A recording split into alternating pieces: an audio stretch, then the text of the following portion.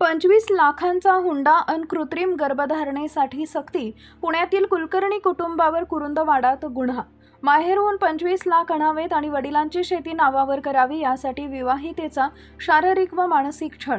कृत्रिम गर्भधारणा उपचार करण्यासाठी सक्ती करणे, माहेरहून तब्बल 25 लाख रुपये आणण्याचा तगादा लावणे आणि वडिलांची शेती नावावर करण्यासाठी विवाहितेचा शारीरिक व मानसिक छळ केल्याची धक्कादायक घटना समोर आली आहे. या प्रकरणी पतीसह सासू व सासऱ्याविरोधात कुरुंदवाड पोलीस ठाण्यात गुन्हा दाखल करण्यात आला आहे.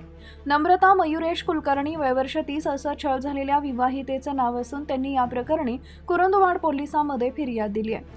विवाहितेच्या फिर्यादीवरून पुण्यातील बाणेर येथील रहिवासी असलेले संशयित आरोपी मयुरेश संदीप कुलकर्णी पती, प्रियंका संदीप कुलकर्णी सासू, संदीप मधुकर कुलकर्णी सासरे या तिघांविरोधात विविध कलमान्वये गुन्हा नोंदवण्यात आला आहे. पोलीस सूत्रांनी दिलेल्या माहितीनुसार 25 मार्च 2025 ते 30 एप्रिल 2026 या कालावधीत संशयित आरोपींनी नम्रता यांच्यावर कृत्रिम गर्भधारणा उपचार करण्यासाठी वारंवार दबाव आणला.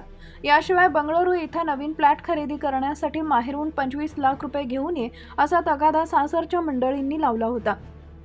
तसेच विवाहितेच्या वडिलांची शेती तिच्या नावावर करून घेण्यासाठीही तिच्यावर सतत मानसिक आणि शारीरिक अत्याचार केले जात होते. सासरच्या बेकायदेशीर व अवाजवी मागण्या पूर्ण न केल्यामुळे आरोपींनी विवाहितेला अत्यंत हीन दर्जाची वागणूक देत तिचा छळ केला.